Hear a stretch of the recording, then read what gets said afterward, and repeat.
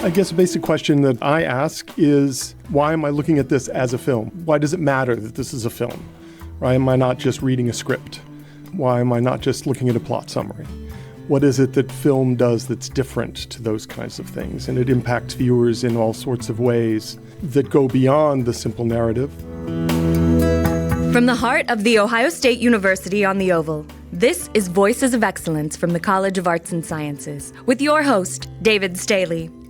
Voices focuses on the innovative work of arts and sciences faculty and staff, with departments as wide-ranging as art, astronomy, chemistry and biochemistry, physics, emergent materials, and mathematics and languages, among many others. The college always has something exciting happening. Join us to find out what's new now. Joining me today is John E. Davidson, Professor of Germanic Languages and Literatures at The Ohio State University College of the Arts and Sciences. He is the founding director of Ohio State's Film Studies program, which gave rise to the Moving Image Production major, both of which are part of the Department of Theater, Film, and Media Arts. He is also a recipient of the President's and Provost Distinguished Faculty Service Award for serving as the university's faculty athletics representative. I'm going to ask him in this interview what that job entails. Dr. Davidson, welcome to Voices. Thanks very much, David. And before I get to that stage, I wanted to talk about film studies and your work here. And maybe start with, give us a definition. What is it that film studies studies? Film, obviously. How do film scholars study film? Oh, goodness, you're starting with the short question. The short question, yeah. There'd be lots of different approaches. Mine looks at moving image productions, works, in the historical context over the course of largely for me, the 20th century. Obviously, things have changed at the end of the 20th, into the 21st century a little bit. My work is really as a kind of cultural historian through the interpretation of texts in many ways. I do a lot of archival work to support that, mostly in Berlin, working largely in the German realm. And I would say that the impact that this medium has had, both as an art form, if one wants to call it that, and then as a commodity in the circulation of our cultures, particularly in Western Europe for me, is the basis of the study. So you look at film as a text. Yes. I started out as a comparative literary scholar, and comparative textual analysis is the heart of what I do. There are approaches that look more at production histories, distribution models. I start from sort of text-based analysis. There's a tradition in the German realm of sociological sort of exploration that started pretty early on with film, trying to figure out what was happening with audiences, both through surveys following films early on, but also then colored by cultural theoretical analysis from the contemporary realm. When you say you do archival work, what does that mean? Are you an historian? I look at things that have been preserved in archives, materials around film, pro-filmic and pre-filmic materials, advertising posters, write-ups, obviously journalistic reviews, these kind of things are all part of it. And some of the material is only available in the primary material, the films, the texts, are only available in archives. And there are a couple in Berlin that have been particularly useful for me that I go to. It's rare that I am discovering something, uncovering something completely unknown in the way that a historian might. It's a different kind of archaeology in the archive as I work on it. What are some of the things that you look for when you are looking at a film or when you're reading the text that is a film? I guess a basic question that I ask is, why am I looking at this as a film? Why does it matter that this is a film? Why am I not just reading a script? Why am I not just looking at a plot summary? What is it that film does that's different to those kinds of things? And it impacts viewers in all sorts of ways that go beyond the simple narrative, go beyond the intentions of a scriptwriter or a production company or a big studio. And those are the kinds of possibilities that I try and ferret out and figure out. I'm not really so interested in the cognitive approach to that. I'm not really interested in cognitive studies of film that look at why our brain processes something a particular way. That's an interesting question. But for me, in terms of understanding more about film, what that tells you less about film and its overall impact in society, it tells you how to build a better mousetrap. And that's not my job. It's more of a marketing issue. A lot of your work focuses on how film engages with history and memory. How can movies shape the way societies remember difficult or even traumatic pasts? powerfully, I would say. The mechanisms there are manifold. Images that are given to us stick and quite often stand in for whole eras, whole complicated questions that as a historian one might look at through governmental policy and application and all sorts of things. A film might tell that story in a very different way, but one that's not necessarily journalistic. It bites. And so in my field in German studies, film became particularly important in the question of sort of memory, Holocaust memory, World War II, working through World War II, because there was this sense that not only could film be this place to uncover uncomfortable memories, but also obviously to mask them and replace a different kind of, maybe a more truthful history in some ways. And so a lot of the work when I was starting out doing film studies was involved in both trying to find those vehicles that collectively really fostered a kind of critical engagement with history and with memory, and then also critically combating those that seem to work against that. So that's the sort of realm that I really come at this from initially. Give us an example of a film, a German film, that was masking, say, the memory of the Holocaust. Let's start with since right now I'm working primarily in the 50s and 60s, and so I'm fascinated by that era. And in that period, the Holocaust itself wasn't being masked because it wasn't very much on the table at all. But the memory of the war, the potential implications for everyday Germans following the war, that was an issue. And the war was talked about a lot. People sometimes think about the 50s being a place where there was great silence about the war in Germany. It's not really exactly true. There were a lot of films about them, but they tended to portray Germans as victims, German soldiers as victims, right, of the bad Nazi hierarchy, of the evil general who were sadistic, right? They too were victims of all of this. And so not the Red Army, not the Americans? Also the Red Army. I mean, the bombing in Dresden, for example, is a place where this myth of victimization got built a lot. There were less films about that specifically for a lot of reasons. But the idea that, and the fear of the Russians coming in, right, in films that took place during the war, or set in the war, the fear of the Russians coming in was always a primary motivator in the narrative. They talked about the war, they talked about the experiences, but largely in order to put themselves in a position where, at the very worst, war is one of those things that happens. Why must humans do this to themselves kind of question? Or, on the other hand, as just normal people who got caught up in the mill of the evil brainwashing Nazis and the generals and that sort of thing. But no sense of responsibility, no sense of culpability. Some, but less in the films of the 50s. But there were some that tried to look at that. There was a film called The Bridge, 1959, wouldn't have made it over here. It tells the story of a small village in Western Germany near the end of the war. As the Volkssturm the kids are being armed, they're supposed to defend the bridges on this river to the last man, and they all but one get killed, and it's this great catastrophe. But so this develops a certain amount of sympathies for these kids, although some of these kids were avid Hitler Youth and really believed in the cause as a 14-year-old. How much responsibility is there is another question. But it does really explore the sort of various people in the village and their relationships to the larger narratives in a way that at least complicates this notion that Germany didn't have anything to do, real Germans didn't have anything to do with it. It was all those folks over there. And so that's one that at least tries early on to do this kind of thing. There are a number of films that are made about the assassination attempt on Hitler in July 1944. Again, they build a somewhat historic narrative, but they also, the nature of that, it's a small conspiracy that's trying to kill the big monster, and the very nature of that implies that the rest of the society is indeed part and parcel of this in a way. And so those are trying to work on something like that. Or maybe they create more of a resistance narrative than really existed. Are these themes mirrored, say, in German literature from the period? Very much so. And German literature deals with this stuff more thoroughly and earlier than film does. But there are understandable reasons for that, right? Film is expensive. Film generally requires, in those days, studios to make it, capital behind it, the go-ahead of the Allies who occupied it, all of those sorts of things. And so that complicated in many ways what one could independently do, whereas individual authorship had more opportunity, and in particular in sort of short prose and poetry, there was a great deal that was being done now to try and bring these experiences and this question of guilt to light. And then in the second half of the 50s, novels began doing the same thing. So your current book project explores the aesthetics of visual culture and the quote-unquote disappearance of race after the Second World War. I'd like to hear more about this research.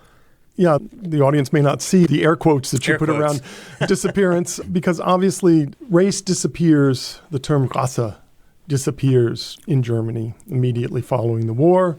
Obviously, one had the United Nations Declaration on Race, and there was a way in which there was this kind of sudden evacuation of that term. But of course, culture doesn't change that quickly. People's mindsets don't change that quickly. And even in the budding new democracy, there were obviously great questions about what was going on. What's really interesting to me about this is threefold, I think.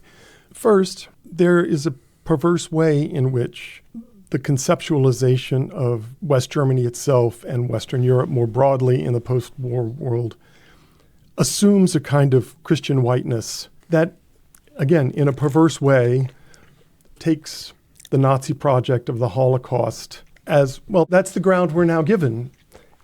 But they don't seem to be terribly upset about that issue, right? So this de facto assumption that the tradition that's being reestablished, democracy is essentially white and Christian, is one that's very strong.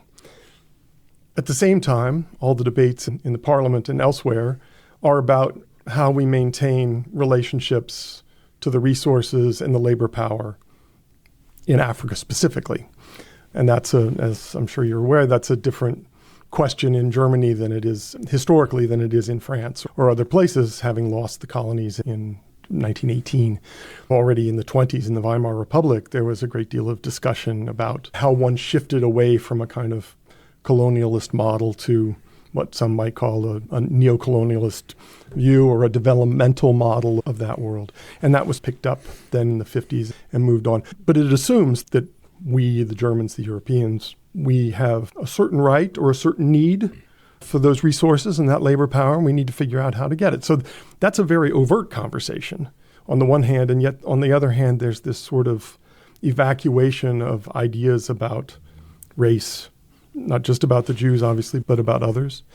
Second element there is the U.S. occupation. There were a good number of black GIs who were subject to segregation. The Army was a pretty brutal place at that point. We are there on the occupying, democratizing mission to show the Germans how it's really done. And the Germans look and see, maybe that's not really how it's done. And there are odd ways in which there was a comfort level for many of the GIs over there that they didn't have at home. So that's another really interesting thing. And out of that also comes a kind of, it's not a subculture, it's more sort of moments in the cultural mix, in clubs, in the insertion of jazz.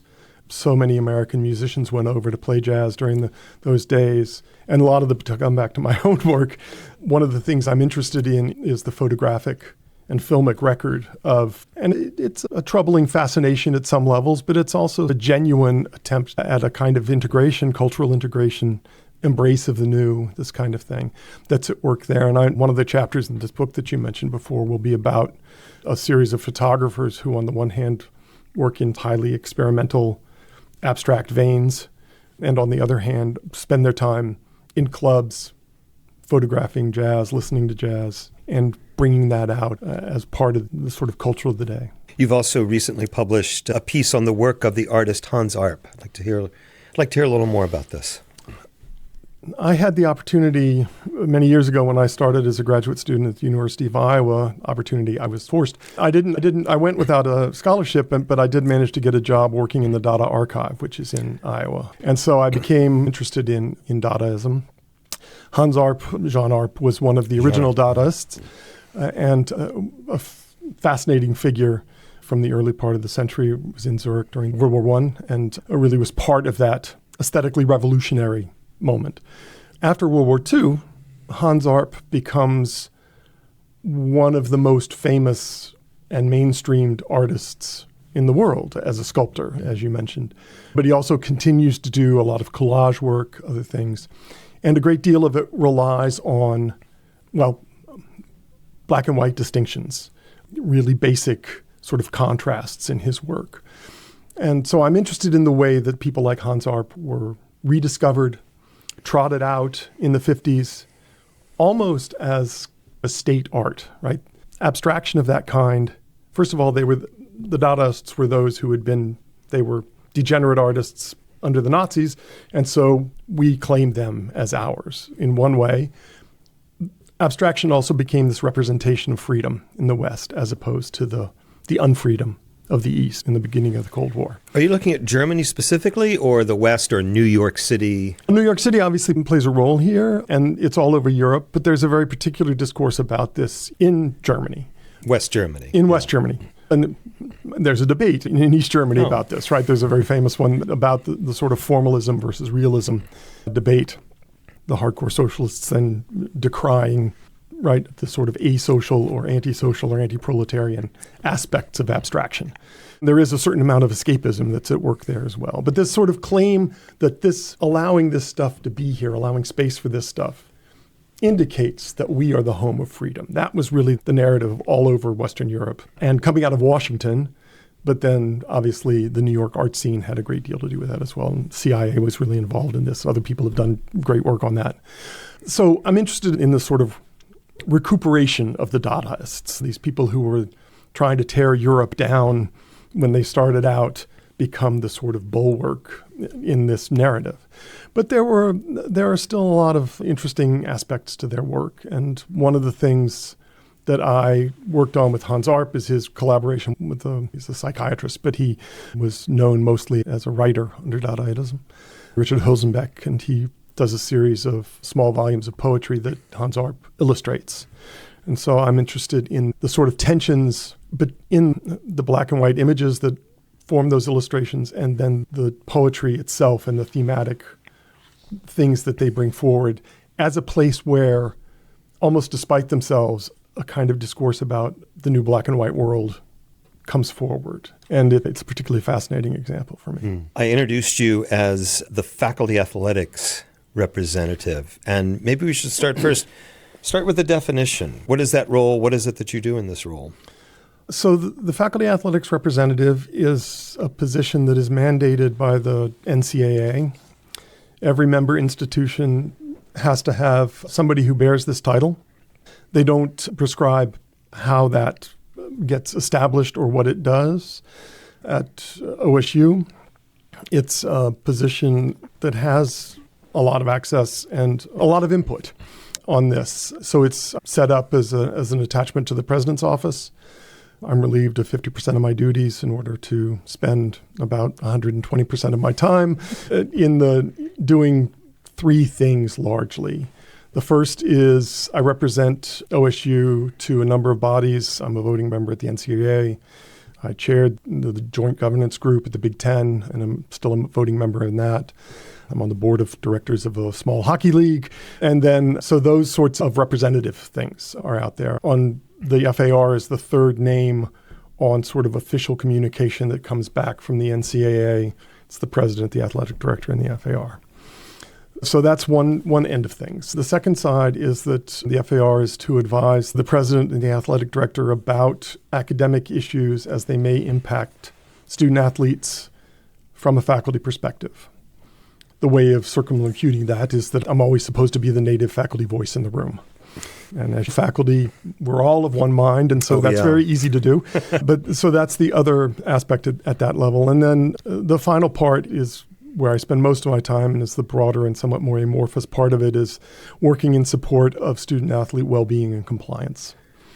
So it's a job that is to help safeguard institutional integrity and student-athlete well-being. Really are the two sort of those are my two keys in all of this. When you say academic issues, or you bring up academic issues, what sorts of issues? Well, for example, it's an academic adjacent issue. Our COAM process, our process for academic misconduct, is one that we have a very strict procedural policy about how that is to go, which results in a lot of cases being turned in. Faculty are not supposed to exercise their own judgment in this. Anything that's suspected gets sent up to the central committee so that everybody is treated the same way. And that, of course, that makes a certain amount of sense. It's resulted in a tremendous backlog in the system. It's slow. And so as FAR, I pointed out to the provost's office and talked about it with the president and obviously with the AD.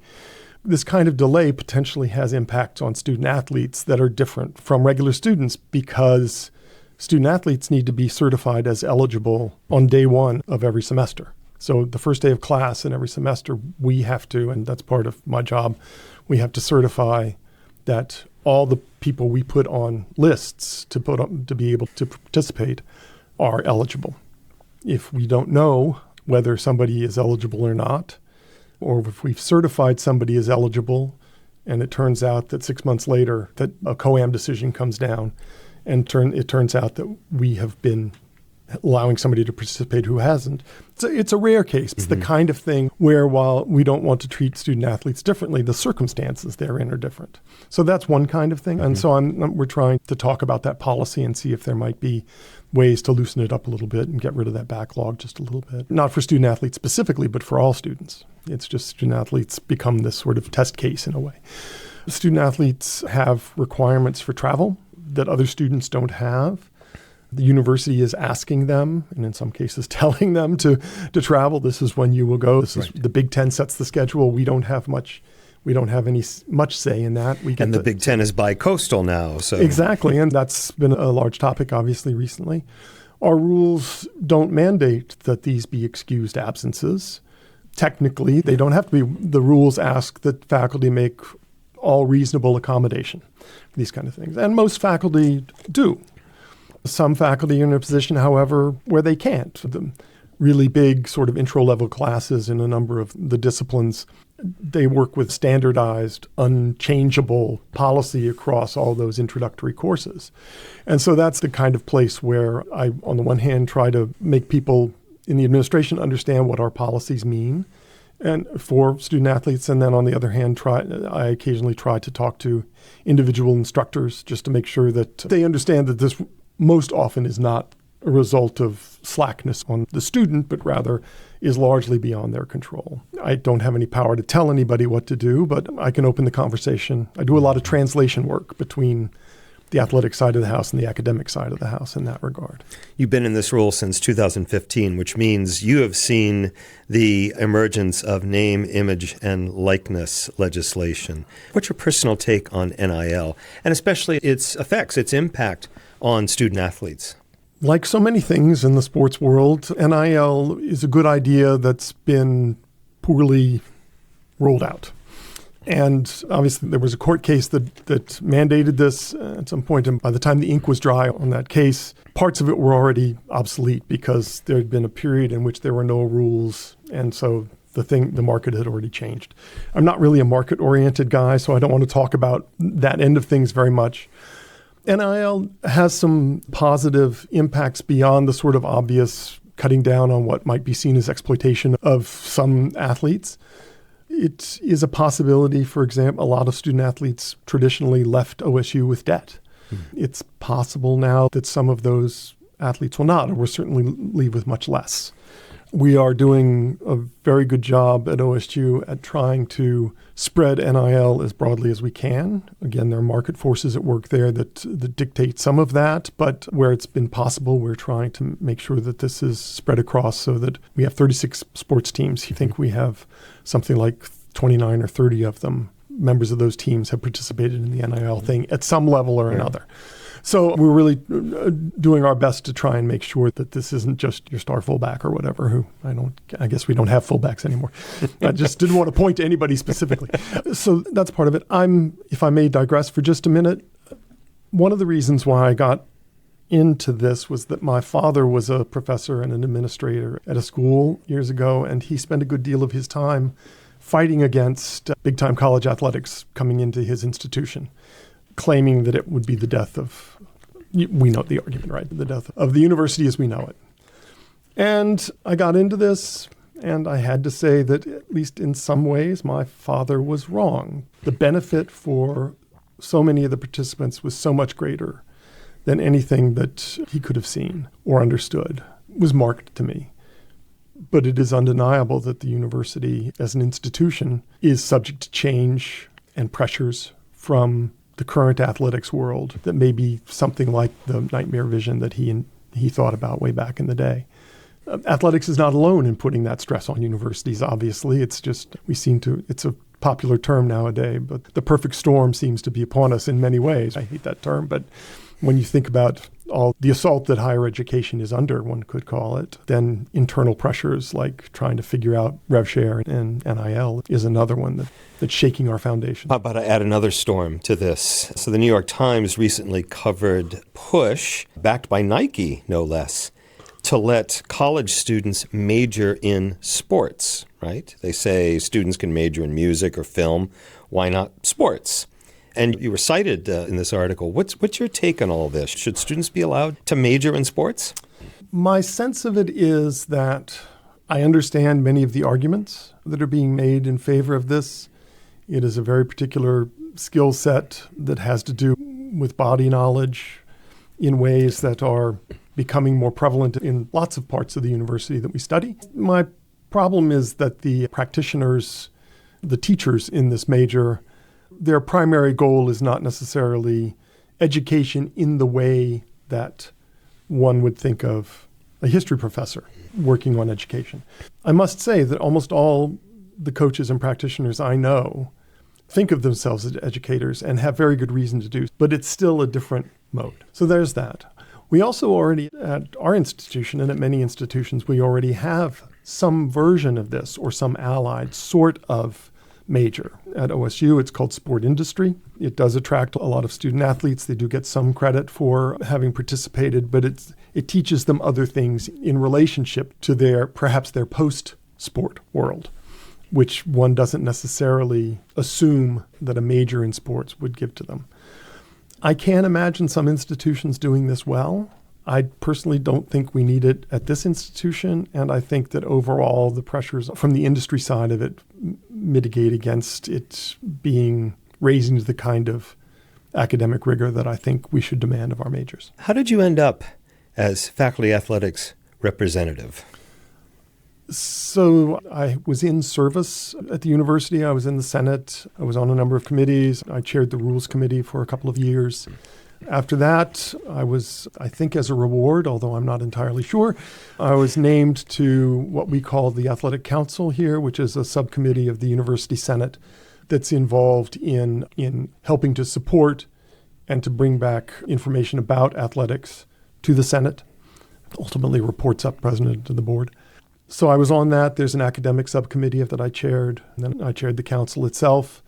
I rolled off of that, and then my predecessor retired, and I was nominated for this role. I had gotten to know the athletics administration fairly well at that point. I knew and had grown to respect Gene Smith a great deal. Also, there was a lot that was really attractive about it. When I was nominated, I had to then apply and go through a process. But it was worth it to me in part because there's just an attraction to institutional integrity, which I have, and I wanted to be part of ensuring that. But also the idea that at OSU, if you're working in athletics, you're working with people who are just about the best at their field everywhere you turn. And that's an exciting prospect. And so I like doing that. I like being able to work on all parts of campus. As a humanities professor, particularly coming up at the time I did, you had to fight pretty hard to get outside of the silo here and work with other people. Interdisciplinarity, which is part of my work, wasn't necessarily fostered at the university. Now this position allows me to work with people all over campus that I never knew existed, and that's pretty remarkable as well. John E. Davidson, thank you. Thank you. Voices of Excellence is produced and recorded at the Ohio State University College of Arts and Sciences Marketing and Communications Studio. More information about the podcast and our guests can be found at go.osu.edu/voices. Voices of Excellence is produced by Doug Dangler. I'm Jen Farmer.